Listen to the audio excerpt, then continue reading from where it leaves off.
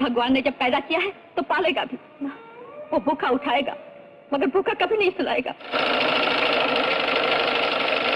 दोस्तों, कहते हैं कि हादसे बताकर नहीं आते। जिंदगी का कोई भरोसा नहीं है, कभी भी कुछ भी हो सकता है। तो आज ऐसे ही भयानक हादसे के बारे में बात करूंगी मैं, जो बॉलीवुड की one of the famous character artist Urmila Bhatt ji के लाइफ में घटा है। तो चलिए दोस्तों, जानते हैं इनकी जिंदगी के बारे में। अच्छा तो मुझे भी नहीं लगता, विधवा है ना, इसलिए कुछ कहते भी नहीं बनता। इनका जन्म 1 नवंबर 1934 को उत्तराखंड के देहरादून शहर में हुआ था। बचपन से ही इनका रुझान कला क्षेत्र की तरफ ज्यादा था।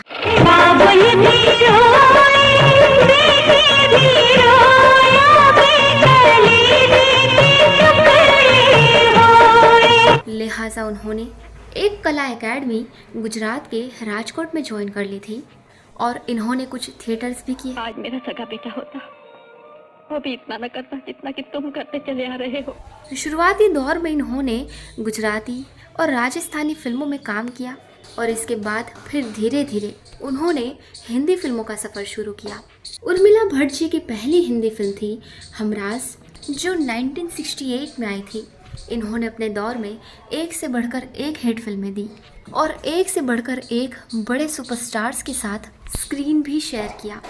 लेकिन उनकी ज़िंदगी का अंत इतना दुखद होगा, ये शायद खुद उर्मिला भट्ट जी ने भी नहीं सोचा होगा। दोस्तों, उर्मिला भट्ट जी को शायद आप लोगों में से बहुत लोग नहीं जानते होंगे, मगर उर्मिला भट्ट जी ने अमिताभ बच्चन, ऋषि कपूर और धर्मेंद्र जैसे बड़े सुपरस्टार्स के साथ काम किया है। उर्मिला भट्ट उन कुछ सशक्त अभिनेत्रियों में से एक थी जिन्हें किसी भी तरह का रोल दिया जाए और वो उस रोल को बखूबी निभाती थी, फिर वो चाहे कोई कॉमेडी रोल हो या फिर कोई सीरियस किरदार। इन्होंने अपने करियर में करीब 130 फिल्मों में काम किया और ज़्यादातर फिल्मों में ये बड़े सुपरस्टार्स की माँ के ही रोल में दिखाई दी। इन्होंने अमिताभ बच्चन, धर्मेंद्र, शत्रुघ्न सिन्हा, शशि कपूर, प्रेम चोपड़ा, डैनी डेंगजोंगपा, रणजीत, ऋषि कपूर और हेमा मालिनी जैसे स्टार्स की इन्होंने माँ का रोल अदा किया।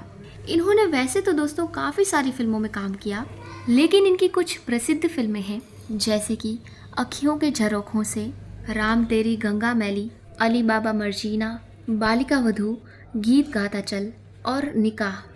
दोस्तों, इनमें से भी फिल्म अखियों के झरोखों से और फिल्म निकाह में उर्मिला भट्ट जी के किरदार को काफ़ी पसंद किया गया था। इसके अलावा एक बहुत ही फेमस टीवी सीरियल जिसे आप सब जानते ही हैं, रामायण। जी हाँ दोस्तों, इसमें उन्होंने राजा जनक की पत्नी और सीता जी की माँ का रोल अदा किया है। जी हाँ, महारानी सुनैना का रोल।